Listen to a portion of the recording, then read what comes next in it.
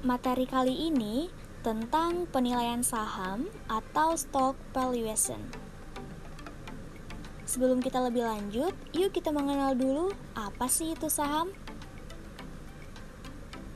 Saham adalah bukti penyertaan modal di suatu perusahaan atau merupakan bukti kepemilikan atas suatu perusahaan.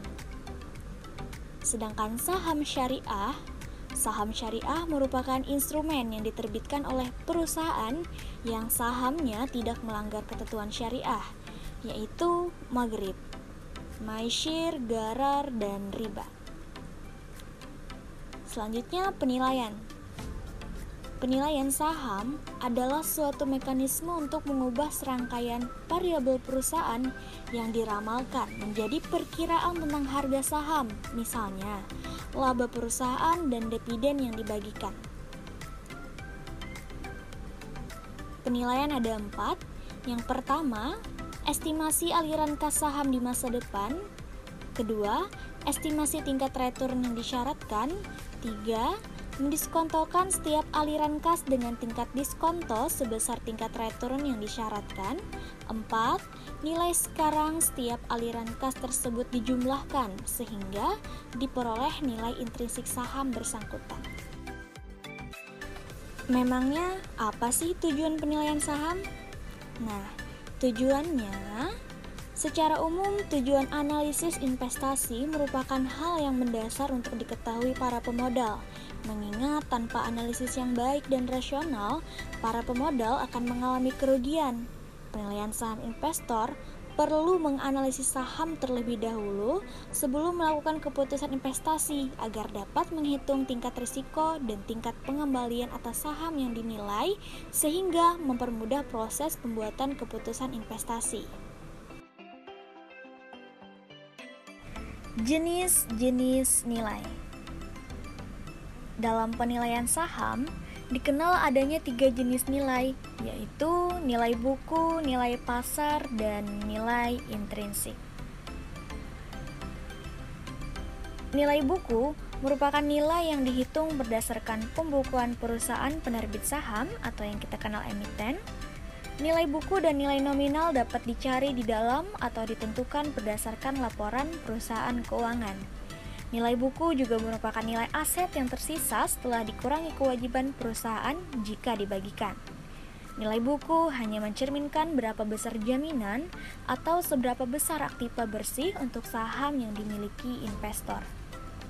Ada beberapa nilai nih yang berkaitan dengan nilai buku. Yang pertama, nilai nominal. Nilai nominal yaitu nilai yang ditetapkan oleh emiten. Kedua, agio saham. Agio saham ialah selisih harga yang diperoleh yang dibayarkan investor kepada emiten dikurangi harga nominalnya atau selisih yang dibayar oleh pemegang saham kepada perusahaan dengan nominal sahamnya. 3. Nilai modal disetor. Nilai modal disetor ialah total yang dibayar oleh pemegang saham kepada perusahaan emiten. 4. Laba ditahan. Laba ditahan merupakan laba yang tidak dibagikan kepada pemegang saham. Selanjutnya, nilai pasar. Nilai pasar merupakan harga yang dibentuk oleh permintaan dan penawaran saham di pasar modal atau disebut juga dengan harga pasar sekunder. Nilai pasar tidak lagi dipengaruhi oleh emiten atau pihak penjamin emisi, sehingga boleh jadi harga inilah yang sebenarnya mewakili nilai suatu perusahaan. Nilai pasar dapat dilihat pada harga saham di bursa efek. Yang terakhir, ada nilai intrinsik. Nilai intrinsik adalah nilai saham yang menentukan harga wajar suatu saham agar saham tersebut mencerminkan nilai saham yang sebenarnya sehingga tidak terlalu mahal.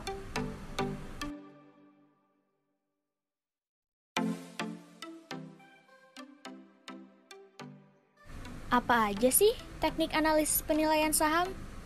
Nah, terdapat dua teknik analisis yang dapat digunakan untuk menilai harga saham suatu perusahaan, yaitu melalui analisis teknikal dan analisis fundamental.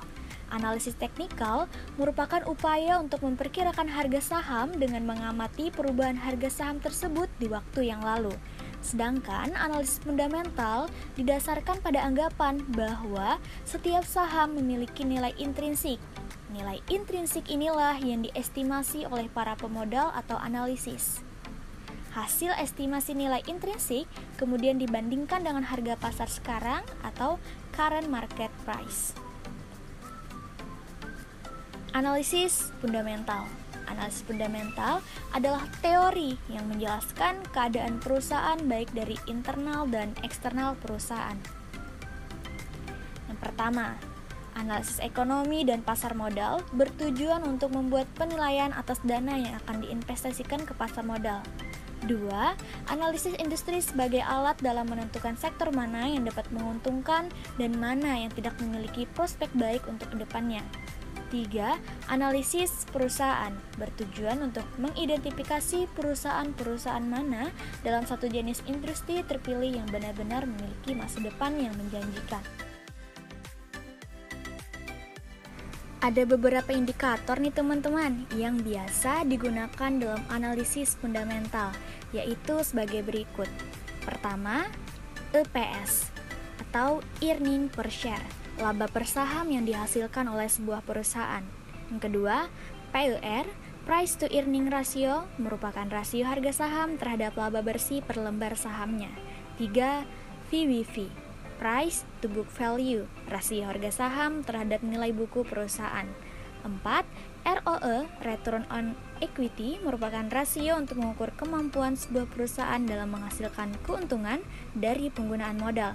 5. DER, debt to equity ratio, merupakan rasio utang yang menggambarkan apakah perusahaan mampu membayar bunga utang dan tidak memberatkan keuangan perusahaan itu sendiri.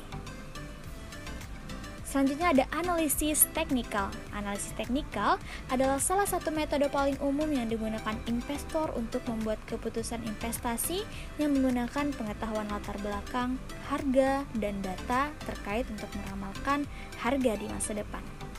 Adapun beberapa indikator yang biasa digunakan dalam analisis teknikal yaitu sebagai berikut. 1. Support resistance. Support dan resistance dalam dunia saham digunakan untuk merujuk pada tingkat harga tertentu. 2. Moving average. Moving average adalah hasil garis yang didapat dari perhitungan harga sebelum hari ini. 3. Moving average convergence divergence. Teknik ini mendeteksi jenuh beli dan jenuh jual dengan melihat hubungan antara moving average jangka pendek. 4. Relative Strength Index atau RSI. RSI berperan sebagai parameter momentum, yakni mengukur pergerakan harga. 5. Stokastik mengamati keterkaitan antara harga penutupan terakhir dan membandingkan dengan harga tertinggi dan harga terendah dalam kurun waktu tertentu. 6. Volume. Volume dalam transaksi saham merupakan indikator yang berfungsi untuk menunjukkan jumlah perdagangan atau transaksi yang terjadi dalam perdagangan di suatu sesi. 7. Fibonacci retracement, sebuah alat analisis yang digunakan oleh trader saham untuk melakukan pendekatan analisis teknikal. Nah, terima kasih. Sekian itu saja materi kali ini tentang penilaian saham.